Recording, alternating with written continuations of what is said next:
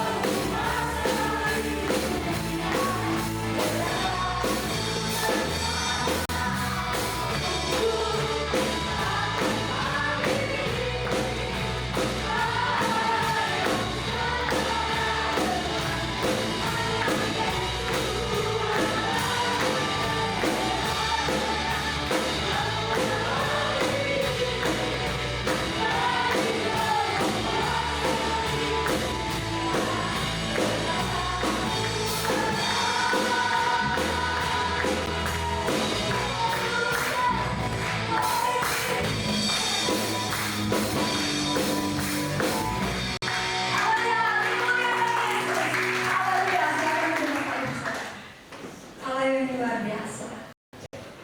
Allah yang hebat.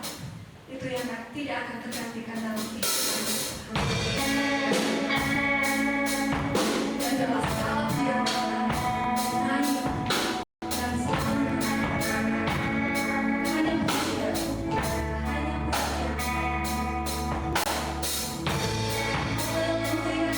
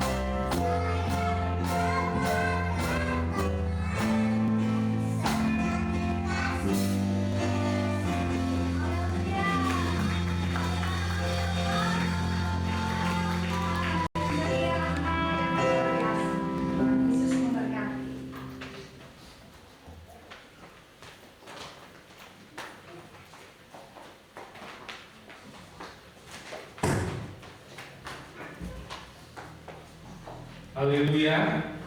Selamat pagi Bapak Ibu sekalian. Kita akan berdiam terlebih dahulu di rumah Tuhan.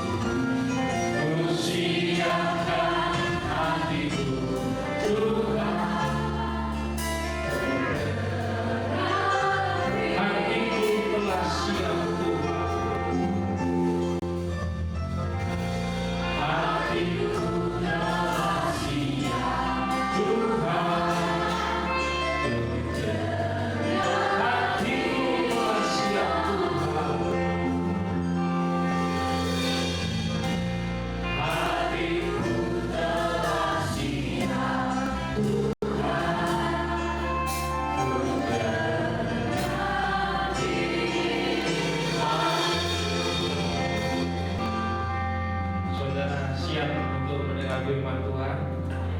Haleluya. Meskipun mungkin cuaca bahkan keadaan mati LCD sekalipun tidak akan menghalangi kita untuk kita mempersiapkan hati kita untuk mendengarkan firman Tuhan, ya. Dan firman Tuhan pada pagi hari ini dilayani oleh sahabat saya dan juga satu angkatan dengan Poyongan di sekolah kita. Sahabat saya di satu pelayanan di Komisi Pelayanan Hamba Tuhan wilayah 8 Malang, dia sekretaris dan saya bendahara. Dan firman Tuhan akan dilayani oleh Pendeta Nafias Wikerjanto. Nanti kalau profil lengkapnya akan disampaikan oleh beliau.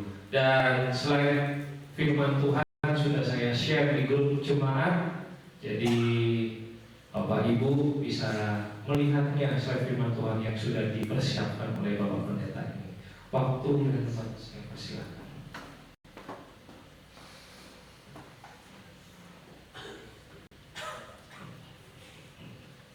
Shalom, selamat pagi. Puji Tuhan, terima kasih Om Boy, Tante Grace untuk kesempatan melayani. Terakhir saya mungkin 10 tahun yang lalu. Puji Tuhan, kalau pekerjaan Tuhan tetap berjalan, saya senang sekali. Bapak Ibu yang kasih Tuhan. Tadi juga kurang disebut, Yusa juga satu angkatan dengan saya. Nah, puji Tuhan Bapak yang dikasih Tuhan. Mari kita hari ini belajar tentang satu tema menjaga diri dan sesama. Bapak Ibu, saya mau bertanya, apakah ada anak-anaknya yang merantau keluar kota gitu? Kemarin jangan dihitung yang agak jauh gitu. Ada? Kemana? Manado. Yang keluar negeri ada? Saya mau bertanya, kira-kira waktu itu kebiasaan baru ya, dari TK, SD, SMP, SMA satu rumah gitu. Terus tiba-tiba dia harus kuliah keluar kota, keluar pulau, jauh gitu. Pertama kali perasaannya bagaimana kira-kira? Susah ya, galau ya. Tante Grace anaknya cewek semuanya, sama dengan saya. Masih senang ini, masih TK, SD, SMP masih sama-sama tante. Masih SMA mungkin masih sama. Dan Malang ini saya bersyukur tinggal di Malang, sampai kuliah ada di Malang. Senang. Satu kali anak saya PKL Bandung Bapak Ibu. Januari kemarin sampai Mei 5 bulan. Sebagai seorang bapak yang mendampingi istri tercinta, Dino itu telepon bapak, Cek, makan apa hari ini? Cek, kemana hari ini? Gitu bapak ibu. Kira-kira itu wajar apa tidak bapak ibu? Sangat wajar. Apalagi anaknya perempuan semua ya. Saya anaknya perempuan semua. Pak Kemantos diantar. Pak nanti pulang kuliah jam 7 malam kita jemput. Semalam saya jemput bungsu saya ini jam 11 malam bapak ibu. Ada akves di sekolahan mendatangkan Kevin Aprilio. Waduh ini gak tak turuti gini lah. Gak bisa nanti sampai dilawak besok pagi. Oh papa ngantuk-ngantuk dimarahi tante Chris sama Om Billy, Om Boy ini. Gak bisa, pokok 2-3 lama cepat pulang. Khawatir, takut gitu ya. Nah bapak ibu sudah dikasih Tuhan. Ada masanya nanti kita harus berpisah dengan anak-anak kita, dengan orang-orang yang kita kasih. Nah kalau selama tinggal bersama kita masih tenang, kita bisa menjaga, kita bisa terus yang jadi persoalan bagaimana kalau susah mau kita berpisah dengan orang-orang yang kita kasih. Apa kita masih bisa menjaga? Saya dari Tuhan berkata begini, waktu terbatas, dibatasi jarak dan waktu.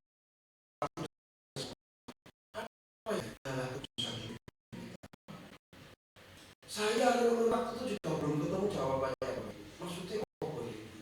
Apakah ketika kita di dalam keputusan, kemudian doa-doa kita dijawab, mendoakan anak yang dikenal, keluarga yang di luar kota, yang di lain tempat, itu didengar oleh Tuhan. Tuhan jagai anakku, jagai keluargaku, kemudian Tuhan menjaga.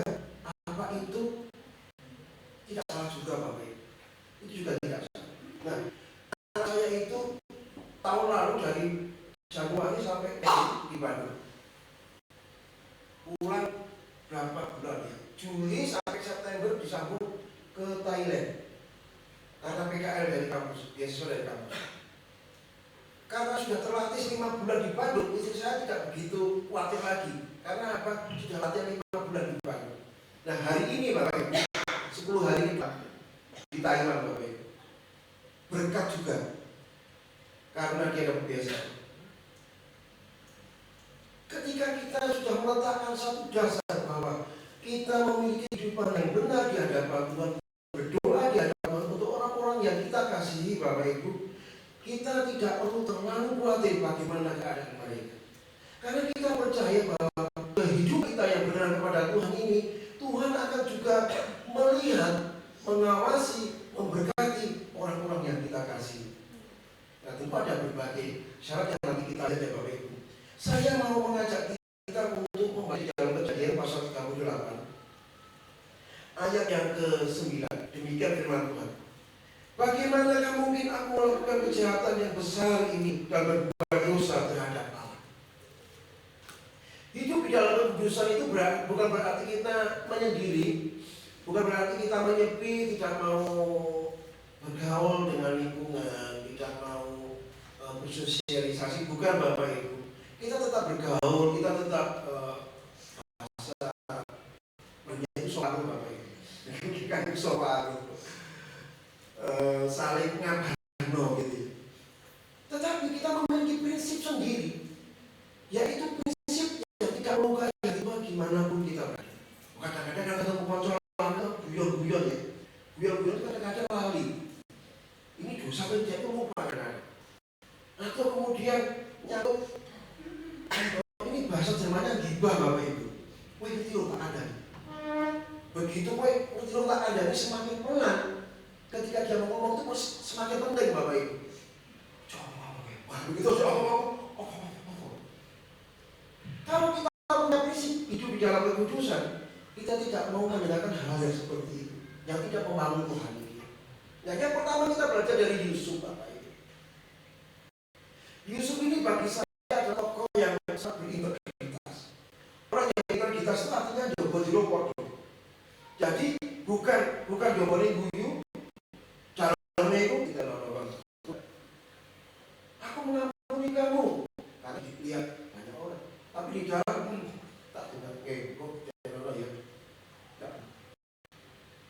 Integritas itu apa yang di hati kita, apa yang kita lakukan, apa yang kita katakan sama. Karena apa? Kita berdiri di hadapan. Nah, Yusuf ini mengalami proses hidup yang cukup panjang dan tidak mengenakan. Proses pertama dialami dalam keluarga. Bapak Yakub punya istri berapa, Bapak Ibu? Bapak Yakub punya istri 4. Nah, ini nggak boleh ditiru. Tapi ada yang bagian saya mau contohkan kenapa saya harus sampaikan ini, karena salah satu istrinya adalah namanya Rahel. Dan Rahel yang paling disayang oleh Yakub. Dan Yusuf lahir dari istri yang tersayang, yaitu Rahel. Nah, akhirnya apa? Yusuf ini paling dikasihi dari kakak-kakaknya, dari istri yang lain, paling disayang. Dan akhirnya Yusuf ini menimbulkan iri di antara saudara-saudaranya. Kakaknya sedang di padang mengembangkan kambing domba, bapaknya Bapak Yakub di video call juga katakan, di WA nggak dibalas-balas, kamu datang di kokomu di sana, lihat apa yang terjadi. Nah, rupanya ketika sebelum Yusuf datang, saudara-saudara sudah mulai merancangkan kejahatan bagi Yusuf. Karena Yusuf dijual.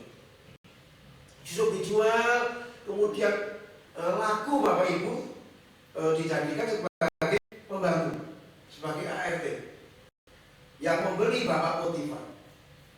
Nah, karena Yusuf ini masih umur 17, masih bertumbuh-bertumbuhnya, bukan masih kali yang baru bertumbuh-bertumbuhnya. Kerjanya rajin, bisa dipercaya. Potifar. Nah, ani-ani. Mami suka. Jadi dia mau menjebak Yusuf. Yusuf tidak mau. Yusuf tidak mau. Akhirnya dia melarikan diri. Nah, ketika melarikan diri, bajunya ini ditinggal Bapak Ibu karena dipegang. Nah, ini baju ini menjadi senjata bagi ibu Potifar berkata kepada Bapak Potifar, iki lho pembantu sing mau berdosa. Akhirnya dipenjara. Dipenjara tadi di posisi saudara difitnah, masuk penjara. Dan di penjara Yusuf punya memiliki mental yang bagus. Dia bisa dipercaya oleh sininya. Dan kok yang Pak sama dengan juru roti dan juru minum. Mimpilah dua pegawainya Firaun ini. Mimpi dan dia bisa menjawab. Ketika dia bisa menjawab, mereka kemudian dibebaskan seperti apa yang dikatakan Yusuf. Nanti yang dibebaskan tolong ya. Aku di sini aku difitnah. Dia mulai kepada manusia. Dan ternyata Yusuf dilupakan 2-3 tahun baru diingat.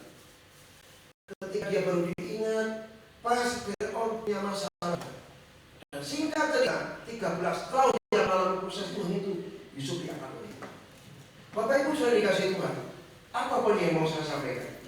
Ketika istri Potifar ini mau menjebak Yusuf, Yusuf berkata, bagaimana mungkin aku berdosa yang besar ini terjadi? Bagaimana mungkin? Yusuf tahu ada Allah yang maha melihat. Yusuf tahu ada Allah yang maha kuasa, yang dia menilai hati dan kehidupan. Ketika kita diberhadapkan pada berbagai posisi dan profesi kita, Bapak Ibu, ketika ada tawaran-tawaran yang untuk kita seolah tidak ada yang tahu, CCTV mati semuanya, ketahuilah ada Allah yang maha melihat. Dan Bapak Ibu tahu apa dari dampak Yusuf bisa menjaga diri?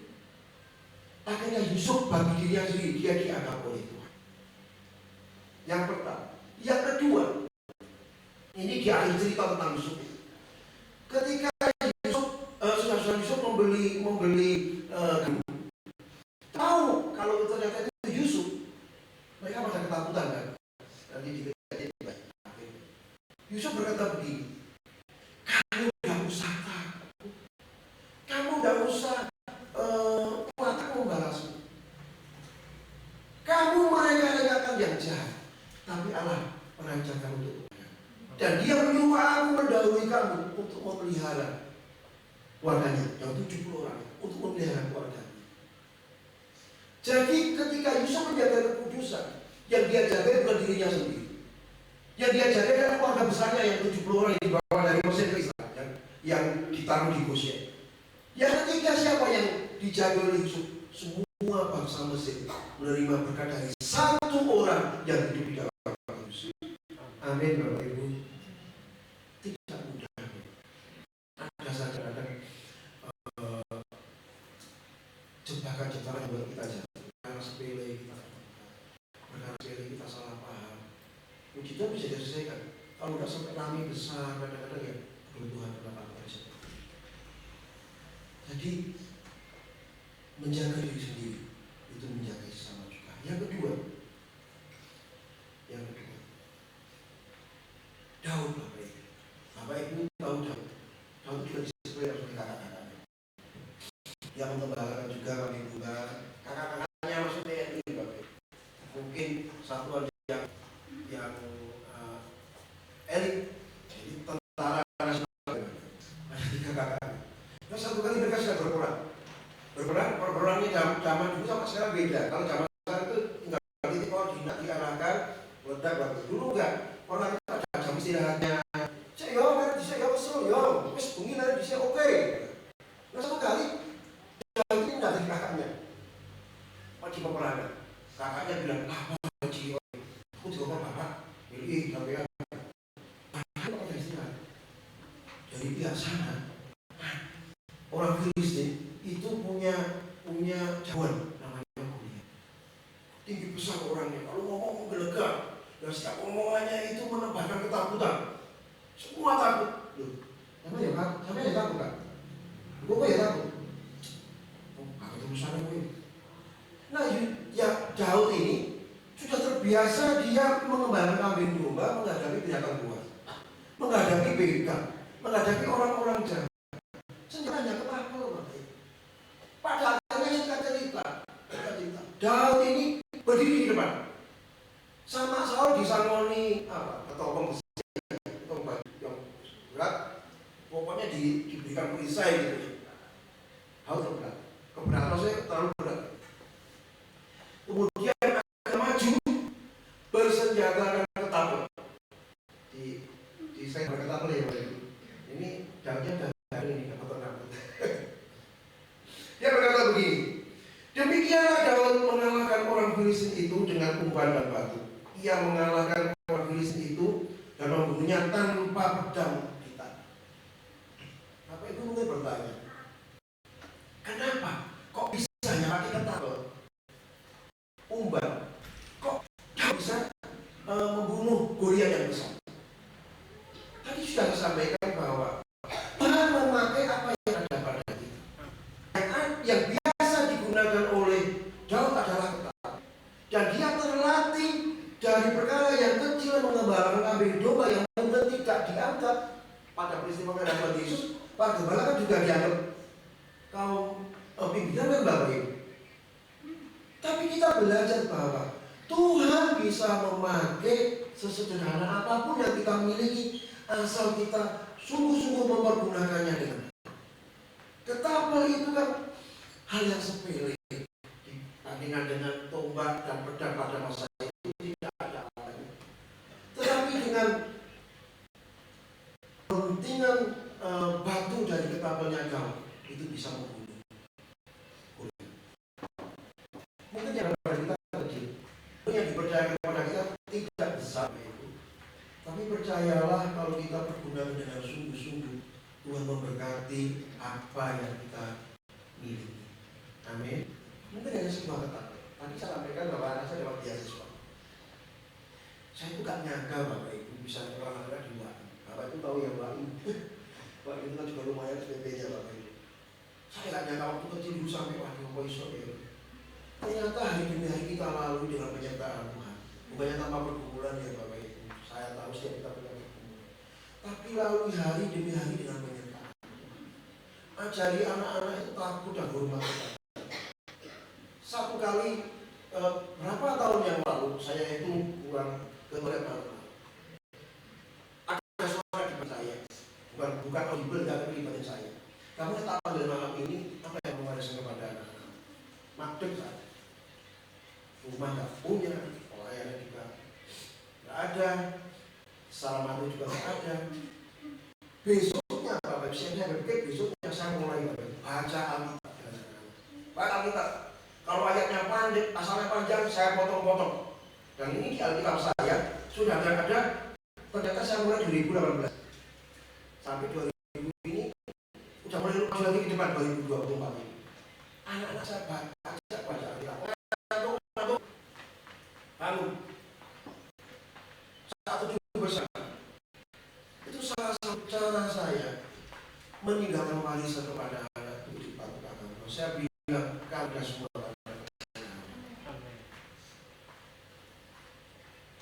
ke Thailand, dia dari jurusan yang baru Bapak Ibu di UN itu. Jurusan dia masuk tahun kedua. Tahun kedua aplikasi belum dapat. Jadi tidak bisa dapat beasiswa. Tahun 3 baru mulai. Itu pun B kalau salah. Kalau kita dapat ya hasilnya. Bioteknologi itu anak cabangnya dari biologi. Yang ketika dia mengajukan beasiswa ke Jarum, dia pakai atas nama biologi, bukan bioteknologi. Kemudian kapolrinya tanya, kamu kok pakai bioteknologi? Kamu pilihannya biologi, pilihannya nggak ada Bu yang bioteknologi. Nah akhirnya di jurusan yang baru ini dia dapat alas dan puji Tuhan bukan dari Wain yang tiap hari ada PR. Karena IP-nya lumayan bagus, dia dapat kesempatan. Kemudian di Jarum hanya diberi waktu 1 tahun diberi beasiswa dari 500 anak. Saya lagi, saya mau dikirim ke Taiwan, ada semacam PBB untuk mahasiswa gitu. Dia kirim itu besok ditutup baru kirim hari ini. Dan dia waktu itu sedang sariawan. Ngomong bahasa Inggris Bapak Ibu. Videonya saya itu ada 30 video. Ternyata jadi 1. Dia ngomongnya karena nahan sakit, dia jadi lebih jelas kan Bapak Ibu. Dan yang herannya lagi, saya tidak ngomong bahasa Inggris Bapak Ibu. Gak cukup, berkatnya gak cukup. Hanya itu sekolah. Makanya saya bilang itu kemurahan Tuhan karena apa? Semua disediakan Tuhan pada waktunya. Bapak Ibu punya sedikit hari ini, tidak banyak, gak apa-apa. Persembahkan dengan sungguh-sungguh untuk kemuliaan Tuhan. Ajari anak-anak keluarga hidup takut akan Tuhan dan bersyukur dengan apa yang Tuhan percayakan kepada kita. Jadi Daud ini dengan ketabahannya dia bisa selamatkan kakak-kakaknya, menyelamatkan bangsa Israel. Daud berani mengambil risiko. Mati ya mati.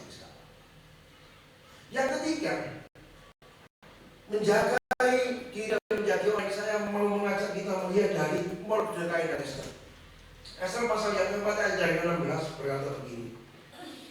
Aku serta dayang-dayangku pun akan berpuasa demikian, dan kemudian aku akan menghadap raja. Sungguh pun berlawanan dengan undang-undang. Kalau terpaksa aku mau mati, biarlah aku mati.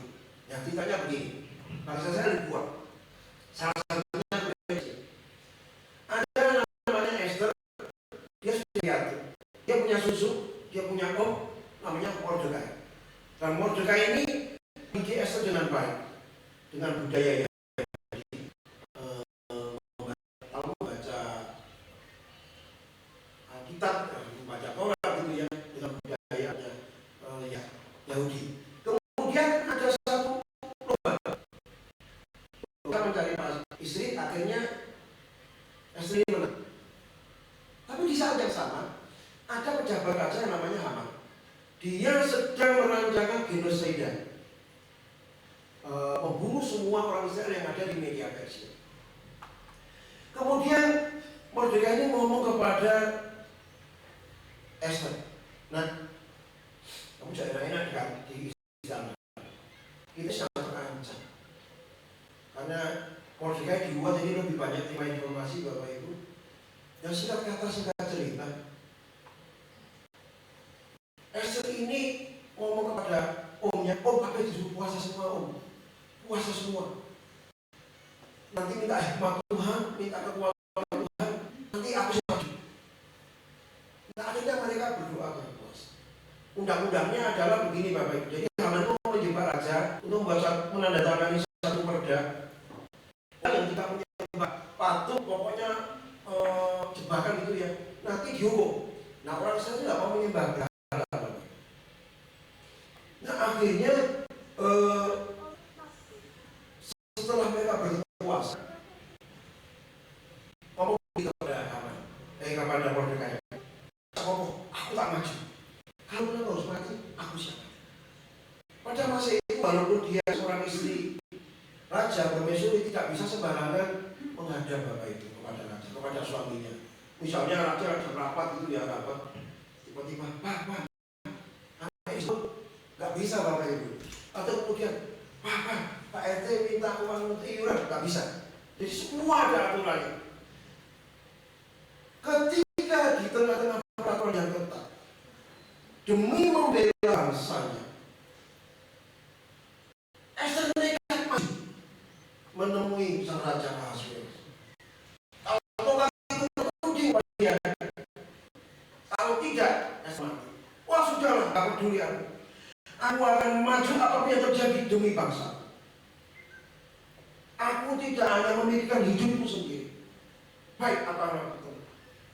Singkat kata, singkat cerita, Ester maju.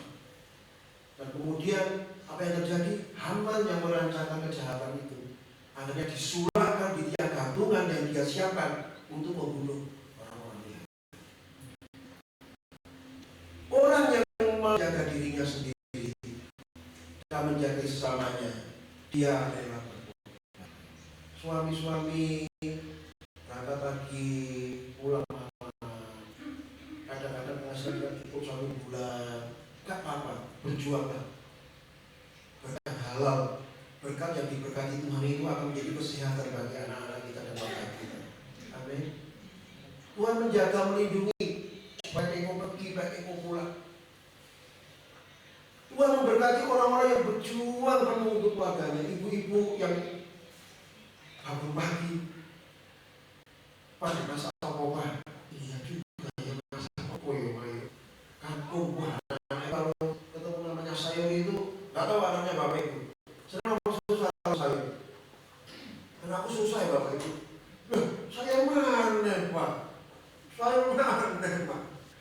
Mikir menu itu juga pusing loh Bapak-bapak. Kalau buat ibu-ibu ya, susah betul. Di pasar ayam goreng. Nah goreng ini sehari ya, masih ada sisa untuk besok. Loh sekarang ayam goreng mana man? Banyak ayam goreng ini. Jadi melayani itu sebenarnya Bapak Ibu tidak terkunci di dalam namanya liturgi sebagai pendeta di sekolah. Apapun yang kita kerjakan untuk kemuliaan Tuhan, baik itu di dalam keluarga, itu juga pelayanan. Amin. Mendidik anak itu hidup benar, mendoakan mereka itu juga pelayanan. Ester mau berkorban, dia tidak nyaman sendiri. Masa aku mantap jadi permaisuri, urusannya saya menjoko, itu bukan urusan. Tidak. Jangan seperti itu. Jadi mari Bapak Ibu, di pundak kita ini ada orang-orang yang harus kita jaga, harus kita sayang. Memang nanti pada titik tertentu yang ada mereka ya, tapi secara rohani mendoakan besar kita, mendoakan orang-orang yang jauh dari kita bisa dari waktu menjadi kewajiban kita. Oke? Nah, kisah di atas adalah goresan sejarah dari orang-orang yang dipakai Tuhan menjadi penjaga sesama. Hal ini memberi pelajaran bagi kita supaya kita sadar bahwa ada orang-orang yang harus kita jaga. Amin Bapak Ibu. Kita harus menyadari itu. Nah, saling menjaga ini berlaku dalam semua hidup, dimulai yang terkecil. Suami-suami menjaga kekudusan itu bukan hanya untuk martabat bapak sebagai juga, tetapi juga menjaga martabat istri, menjaga martabat anak dan keluarga. Kalau kita hidup kudus, firman Allah berkata, berkat itu turun dari kepala keluarga yang takut akan Tuhan nurut kepada istri dan anak. Kalau suaminya hidup gak benar, mungkin tetap diberkati, tapi seret mungkin tidak selancar kalau semua itu takut akan Tuhan. Ada sepasang CCTV yang terus menjaga hidup kita. Suami-suami, saya percaya kita bisa menjadi suami yang bukan, menjadi suami yang anak-anak itu begitu. Nanti kalau aku punya suami kayak papa bertanggung jawab, yang mengasihi keluarga, mengasihi mama dan adik-adikku semua. Ibu-ibu dan kekudusan itu juga menjaga, bukan hanya menjaga martabatmu, tapi juga menjaga martabat suami dan anak. Suami bisa marah, suami bisa miss, tapi dengan cara yang bermartabat. Ya kadang-kadang suami itu kan pelatih kali kurang juga bapak itu. Itu bahasa Jerman. Jadi maksudnya dia cepat tapi kurang perhitungan. Kayak bahasa Inggris. Ngomong dhisik mikir, oh enggak, bahasa Inggris enggak gitu. Mikir dhisik baru ngomong. Nah, bahasa Jawa ngirona dhisik baru mikir, kan macam begitu. Karena bapak kan begitu. Ngomong dhisik, aku ngomong. Iya itu salah. Kalau suatu salah, tegur dia tanpa merendahkan. Ya. Jadi istri-istri juga bisa menjadi berdoa. Di dalam surat yang berkata begini, kalau ada suami yang belum bertobat itu, doanya istri bermandi bisa membawa keselamatan dan bertobatnya. Dan biasanya kalau kebaikan awalnya itu banyak di mana-mana. Di sini juga ada. Tetapi kebaikan kaum pria biasanya banyak juga, Pak. Di sini juga banyak. Banyak. Saya harus menggunakan positif, Pak. Yang penting kalau pekerjaan, karena macet. Untung ada aktor dulu saya ramai di Pak Tommy di Boro itu. Habis pulang itu nunggu di atas jam 2 jam 3 karena macet, Bapak. Belum ada tol kan. Jadi kalau kebaktian sore gitu ya mungkin ya karena macet, ya harus gitu. Anak-anak mungkin ada saatnya kalian harus jauh dari orang tua karena kuliah, karena pekerjaan, karena apapun. Ingat jaga kekudusan. Anak-anak mana ini? Anak-anak juga harus bertanggung jawab. Anak-anak harus hidup benar. Anak saya ini kan masuk negeri, Bapak Ibu, masuk negeri kita putih cewek nggak pakai jilbab. Zaman masih online, dosennya itu masih muda dokter. Ini tolong dikoordinasi ya teman-temannya. Bahkan kata D, ini bojoku cuma-cuma tapi lu kok dia dipanggil lah anaknya. Kamu di sana hanya kuliah ya, tidak cari motor ya. Iya Pak, iya. Beda dengan macam, beda dengan minus Bapak. Ini UM Bapak. Bulan sebelumnya teman saya cerita, C-nya udah di A. Lama temu kok ada baik hubungan. Itu macam-macam tuh. Jadi anak-anak jangan dugakan hati orang tua. Carilah pasangan yang sama. Amin. Dengan begitu kalian tidak membuat kamu baper, tidak membuat kamu tensinya naik tinggi terus. Ya, berteman boleh dengan banyak orang. Makanya kuliah di UM kan jadi beragam. Biasa di WAI kan sini. Saya itu bersyukur. Akhirnya saya kecipratan Bapak Ibu. Temannya anak saya ketika saya jemput dua-duanya di WAI kan. Mari su dan su.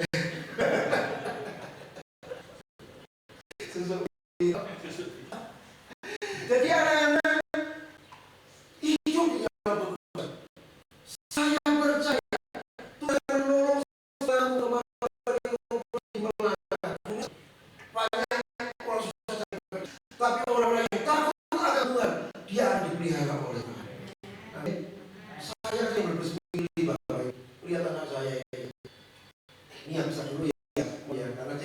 kedua. Jalan pun 6 bulan luar negeri 2 kali. Saya itu pun tidak kami keluarga. Kalau bukan karena kemurutan itu karena apa?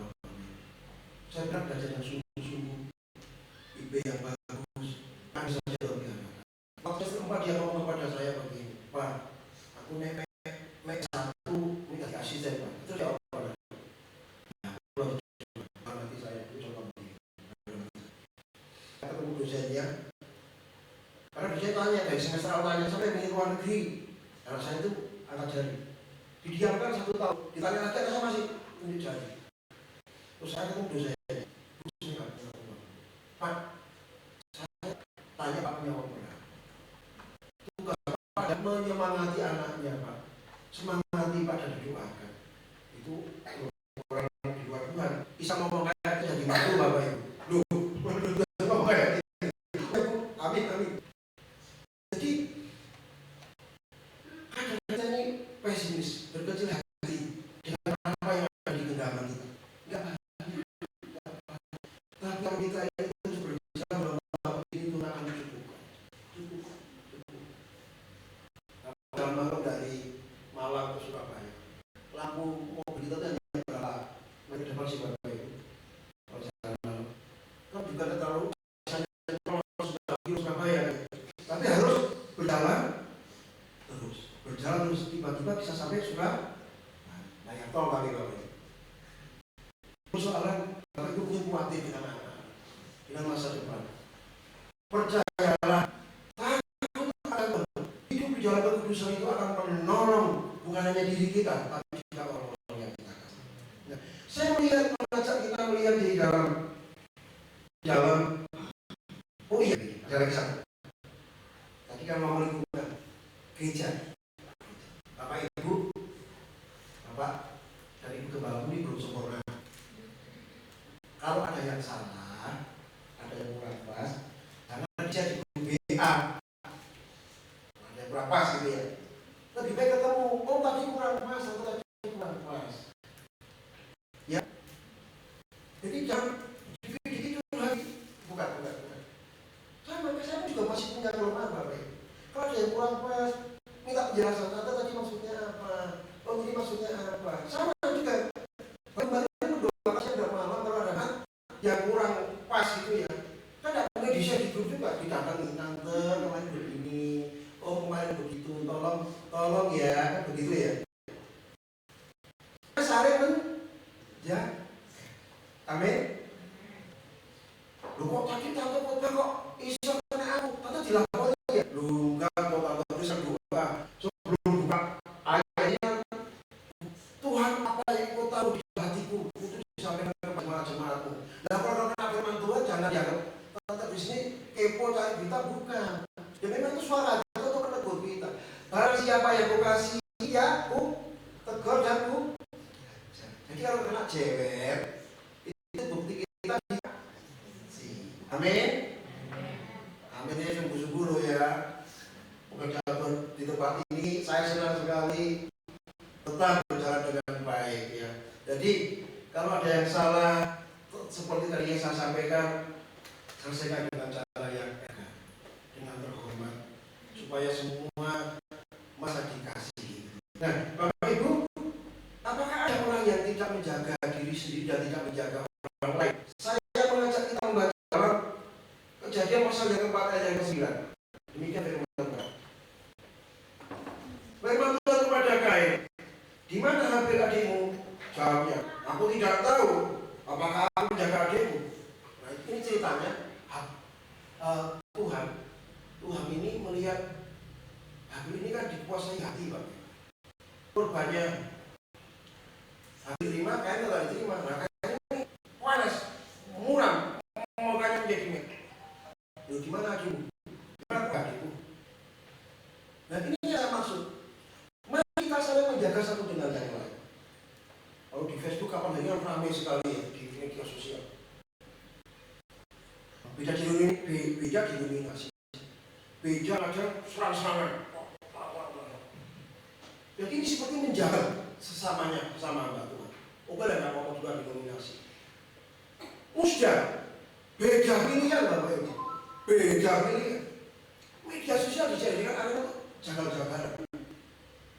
Tidak salah, berbeda dengan yang dilakukan oleh kita contoh atas. Beda pilihan itu kan biasa ya, mau pilih gemoy boleh, kami juga boleh, mau pilih yang tak jaga juga boleh, nggak jadi suruh mesti. Teman-teman di grup saya di Patika, Minasa, tapi kan orang di Jakarta nggak. Aku milih nomor 3. Ya nggak apa-apa, nggak jadi soal. Ada ya orang Jawa pilih ya nomor 2 putra Lamongan. Ya nggak salah, nggak masalah. Itu hanya pilihan di dunia. Jangan sampai hal seperti itu membuat kita menjadi berdebat, saling menjatuhkan yang tidak memahami. Nah, Tuhan mau contoh-contoh tadi itu jangan kita menjadi seperti Kain yang tidak peduli kepada saudara-saudaranya. Mari hari ini firman Tuhan mengingatkan kepada kita untuk kita menjadi diri sendiri dan menjaga keluarga seiman kita kepada keluarga. Mawas diri menikah lebih mudah, lebih sulit dibandingkan dengan mengevaluasi orang lain. Kebiasaan kita adalah lebih mudah menilai orang lain. Ketika menilai diri sendiri itu wah betul minta ampun Bapak. Nah, firman Allah mengingatkan kepada kita, mari kita banyak melihat diri kita sendiri. Nah, apa saja yang bagian terakhir yang perlu kita lakukan supaya kita menjadi penjaga yang berkualitas? Yang pertama, hidup di dalam kekudusan. Dari apa yang kita pikirkan, renungkan siang malam menikah hal yang baik. Di dalam surat Al-Quran berkata begini, yang baik, yang benar, yang suci, pikirkanlah itu. Jadi mikir itu yang api-api Bapak Ibu. Gimana ya bisa mengerti itu, bagaimana ya bisa ini bisa maju, bagaimana yang bisa menolong kita itu. Dan berbuat dalam kata dan tindakan. Jadi mulai dari renungan hati, menjaga kekudusan itu mulai dari hati kita Bapak Ibu, dari apa yang kita pikir. Hindari apapun dan siapapun yang toksik. Toksik itu kan racun. Jadi kalau omongannya ketemu orang yang omongannya mesti rasani terus, yang lebih baik kita jaga-jaga. Atau kalau perlu kita ngomong, nggak perlulah kita terlalu musuh orang lain. Atau media sosial, televisi, postingan-postingan yang membawa berkat kepada kita, kita harus hindari. Yang kedua, orang yang bisa menjadi penjaga yang baik adalah orang berani berkorban. Yusuf berani berkorban, Daud berani berkorban, Esther siap untuk mati menangisiku. Kadang-kadang kita harus mengorbankan apa yang kita miliki. Saat yang paling bahkan kita harus lepaskan demi orang-orang yang kita kasih. Bapak Ibu yang punya anak-anak nih yang mulai banyak biaya, apa-apa di kafe digo anak terus ya, pengen tuku lebih, ojo diganti anaknya wae. Mau makan enak, saya penting anaknya. Pak masa ini mah, ojo anaknya gantian. Kafe-kafe kan bu anak, rela berkorban. Nah kalau orang tua seperti itu, orang tua nggak minta, tapi anak-anak harus tahu membalas budi kepada orang tua. Orang tua tidak bisa mendampingi terus, tidak mudah terus. Nanti dibangun oleh orang tua. Nah, anak harus tetap menghormati orang tua. Yang tidak pakai bergantung kepada pimpinan Tuhan. Kita ini terbatas Bapak Ibu. Kita ini terbatas. Mulai menurun kesehatan, mulai kena musik batuk-batuk, lalu mulai putih. Ini saya sendiri Bapak Ibu. Saya ngaca-ngaca tuh kok alis poros yang putih bisa kabur Bapak Ibu. Ternyata sudah. Nanti tidur jam 12 ke atas itu sudah bangun tidur. Kan kami bangun jam 4 jam 5 gitu. Padahal masih sakit karena apa? Kurang tidur. Nanti di pesta ada babi, saya bilang Pak awas kolesterol. Mulai banyak pantangan Bapak Ibu. Man, tuh sate, jauh darah tinggi, kata-kata kayak itu loh Bapak Ibu. Kenapa? Kita ini semakin tua. Lu mau kesuwen, oh ya iya loh. Ini harus kita sadari betul. Masa itu akan datang. Dan kita harus mempersiapkan batiniah kita. Kak Propo aku tambah tua, mungkin tambah lentah, tetapi manusia batiniahmu dibarui dari hari ke hari. Amin. Mari kita menjadi penjaga keluarga kita, penjaga gereja kita, Bapak Ibu. Bapak Ibu gembala dan jemaat bersatu saling menjaga. Supaya apa? Supaya pekerjaan Tuhan dapat terus berjalan dan berkembang dengan baik. Keluarga harus saling menjaga supaya tidak ada keluarga yang terhilang. Saya pasti kalau dengan keluarga itu di mana sekarang? Aku meninggalkan Tuhan, sedih saya. Memang ada saatnya mereka punya pilihan bebas, tetapi secara maksimal mari kita menjadi penjaga-penjaganya. Kiranya Tuhan dipermuliakan dan memberkati jemaat yang ada di GPDI Alpha Omega Lawang ini, dan terus juga pekerjaan Tuhan di tempat ini terus berkembang bersama supaya Tuhan dipermuliakan. Mari saya dengan pemain musik.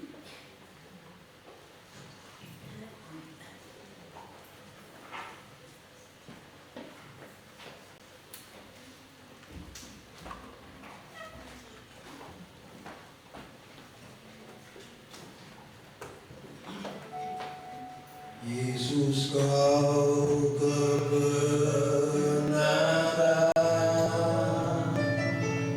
yang menyelamatkanku. Kau memberikanku hidup dan pengalaman.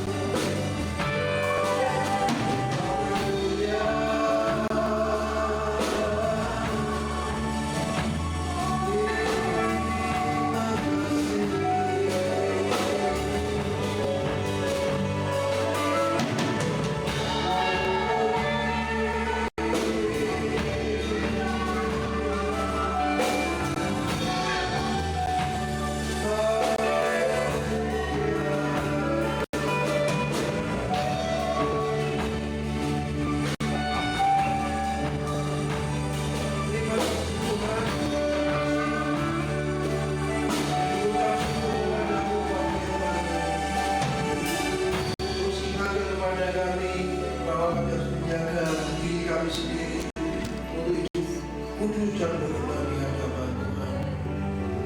Karena di pundak kami juga Tuhan titipkan untuk menjaga orang-orang yang kami kasihi, menjaga istri, menjaga anak-anak, menjaga keluarga kami. Di pundak kami hamba-Mu, kami juga tugaskan menjaga domba-domba-Mu ya Tuhan. Di pundak domba-domba itu juga tugaskan kepada mereka untuk menjagai pelayanan, menjagai Bapak Ibu Gembala. Tuhan tolong kami untuk kami hidup di dalam kekudusan-Mu. Tuhan tolong mampukan kami ya Tuhan memiliki hati yang rela berkorban, hati yang siap untuk mengambil resiko supaya menyelamatkan banyak orang ya Tuhan. Roh Kudus tolong kami, Roh Kudus pimpin kami senantiasa. Memberkati hamba-Mu di tempat ini, Bapak Boy dan Ibu Grace, dengan kesehatan dan kekuatan, dengan hikmat dan pertolongan-Mu di dalam mengembalakan domba-domba-Mu di tempat ini. Tuhan berikan apa yang dia butuhkan, dibutuhkan untuk pelayanan pekerjaan di tempat ini. Domba-domba yang terpercayakan di tempat itu juga memberkati keluarga setiap domba-domba-Mu, memberkati pekerjaan setiap mereka masing-masing ya Tuhan. Kalau ada di antara mereka yang lemah, Tuhan kuatkan. Yang sakit Tuhan jamah sembuhkan dalam nama Tuhan Yesus. Di dalam pergumulan memberikan kemenangan. Yang kekurangan Tuhan mencukupkan dengan berkat-berkat yang Tuhan berikan. Terima kasih Bapa, terima kasih hamba-Mu selesai berbicara dengan segala kekurangan dan kelemahannya. Tapi Roh Kudus akan terus mampukan dan menghidupkan firman yang telah disampaikan. Terima kasih Bapa, kami mengucap syukur buat waktu dan kesempatan yang Tuhan berikan kepada kami. Kami berterima kasih di dalam nama Tuhan Yesus Kristus. Haleluya. Amin.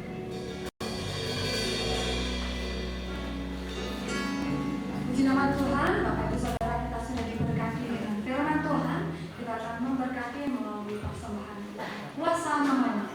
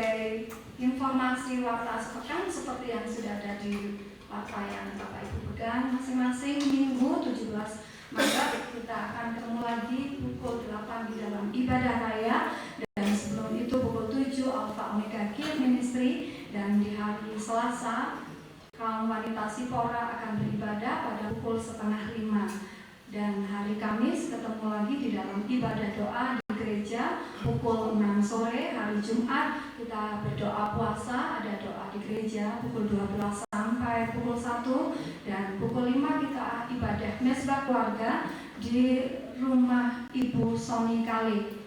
Sepertinya tadi ada ralat untuk alamatnya, mungkin nanti akan disampaikan oleh Ibu Gembala.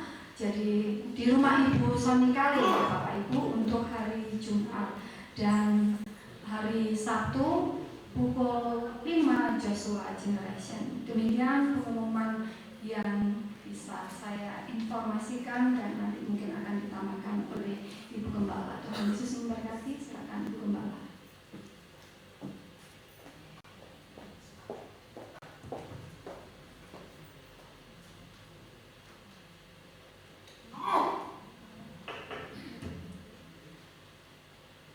Haleluya. Haleluya. Puji Tuhan. Puji Tuhan. Karena mungkin gini ya. Terima kasih kepada pelayanan hamba Tuhan Bapak Pendeta Nafias yang sudah melayani kita dengan firman Tuhan. Sudah diberkati.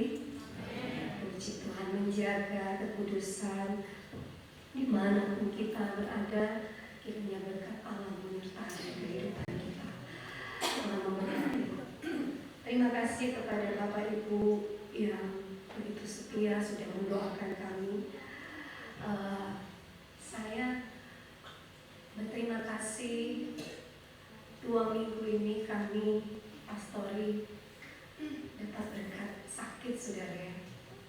Dari anak-anak dulu 3 anak saya ngurus 3 anak saya panas tinggi terus gitu ya. Akhirnya saya kena juga mulai dari Senin kemarin. Suami saya sudah membawa saya ke rumah sakit karena saya seperti sudah tidak berdaya, lemah saya. Saya cuma bilang gini, Tuhan besok hari Minggu masa saya nanti didatangin jemaat di rumah sakit. Waduh. Saya bangkitkan semangat saya. Saya berdoa, Tuhan, saya mau ibadah, saya mau ada di rumah Tuhan. Dan saya tahu ini doa dari Bapak Ibu semuanya. Saya boleh duduk bersama. Saya cuma berkata, saya hadir Tuhan. Saya hadir di hadapan-Mu. Saya rindu Engkau.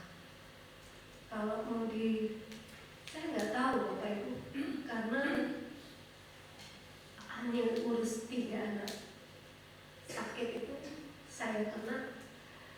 Sebenarnya tubuh saya masih bisa sebenarnya, jadi saya masih bisa aktivitas seperti biasa. Cuman seluruh tubuh saya sakit semua. Kepala saya berat. Akhirnya lambung saya juga ikut kambuh. 3 hari berturut-turut sudah ke dokter. Akhirnya saya memutusin ke dokter. Saya bilang, Pak boleh mau ke rumah sakit, ke dokter aja. Dokter ini sudah tutup jam, coba aja dulu ya. Kalau nggak bisa, dokternya nggak bisa diganggu, ya sudah bawa saya ke rumah sakit. Karena memang saya sudah nggak berdaya, Bapak Ibu. Saya sudah nggak kuat sebenarnya. Akhirnya masih bisa di dokter, dikasih obat, mbak saya muntah, terus muntah. Saya bilang, loh, saya dapat obat, saya muntah Tuhan. Mana ini? Dan terima kasih semua karena doa. Amin. Dan saudara, terus bantu kami dalam doa. Kita juga berdoa untuk orang tua, untuk ibu Nukel yang dirawat di rumah sakit, dan setelah ibadah ini akan ke Jombang untuk melihat orang tua. Tuhan tolong bagi jemaat yang mungkin dalam keadaan sakit, jaga kesehatan.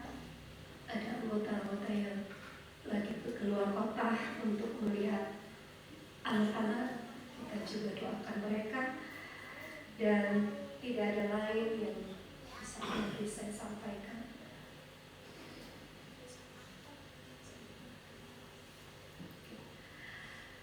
Tetap ada latihan paduan suara Bapak Ibu ya, sebentar katanya, tapi akan dilatih oleh Pak Wibno. Ya.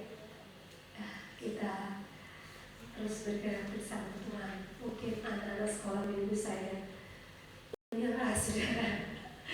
Maafkan saya. Oke, kita akan akhiri kebaktian kita dengan mengucap syukur kepada Tuhan. Sebab Kau besar, perbuatanmu ajaib, tiada yang seperti Engkau. Kita berdiri semua, kita akhiri kebaktian kita dengan berterima kasih. Yakini bahwa Allah kita adalah Allah yang besar. Haleluya.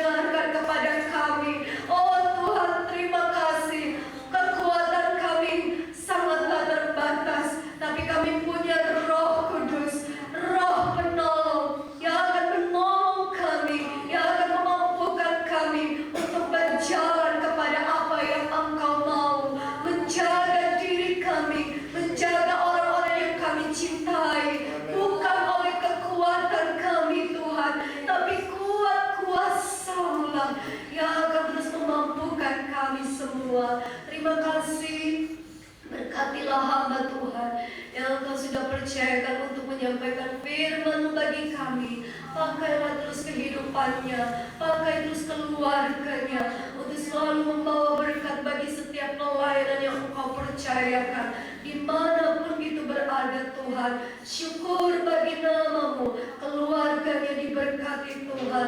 Doa dan harapan keluarga hamba-Mu ini juga Tuhan memberkati. Terima kasih banyak Bapa di sorga. Kami juga berdoa kepada-Mu Tuhan di seluruh persembahan yang sudah kami bawa di dalam rumah Tuhan. Mereka yang sudah melayani Tuhan dengan setiap apa yang mereka sudah beri pagi hari ini Tuhan. Bagi mereka yang mengembalikan milik Tuhan, angkat tangan-Mu Tuhan. Kami berdoa bagi umat-Mu yang sudah mengembalikan milik Tuhan. Berkati pekerjaan mereka, berkati usaha mereka. Biarlah di dalam segala apa yang mereka lakukan, mereka melihat bahwa ada janji-Mu, firman kembali kepada mereka. Mereka lakukan firman-Mu, terjadilah sesuai dengan firman-Mu itu. Setiap persembahan yang mereka beri, kecil ataupun besar, Tuhan memberkati.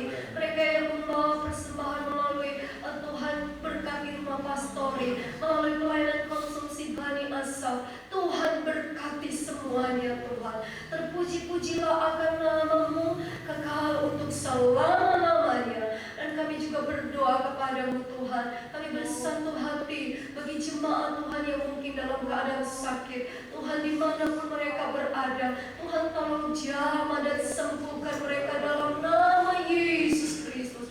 Tuhan tahu setiap jemaat-Mu di tempat ini. Tuhan kenal keberadaan mereka. Tuhan tahu apa yang mereka alami. Kami hanya berdoa mohon kemurahan-Mu. Kiranya uluran tangan-Mu lah yang menjamah mereka. Mereka yang sedang berada di luar kota untuk melihat anak-anak mereka, Tuhan juga tolong sertai dan jaga selalu kehidupan mereka Tuhan, sehingga ketika umat-Mu kembali lagi, mereka tetap ada dalam perlindungan Tuhan.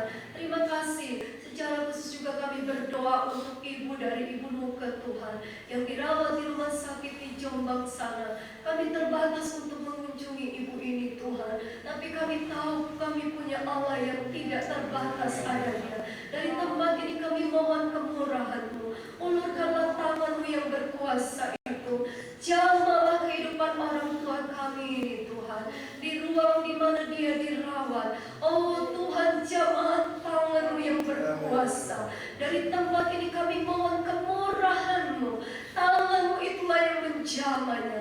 Di dalam nama Tuhan Yesus Kristus, di dalam nama Tuhan Yesus Kristus, kuasa kesembuhan terjadi. Puji Tuhan.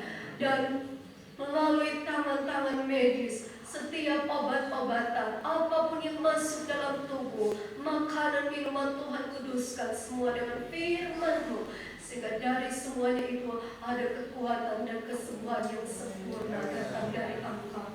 Rencana untuk keluarga ini pergi ke Jombang untuk melihat orang tua mereka, sertai dalam perjalanan, tibakan di sana dengan keadaan baik dan selamat.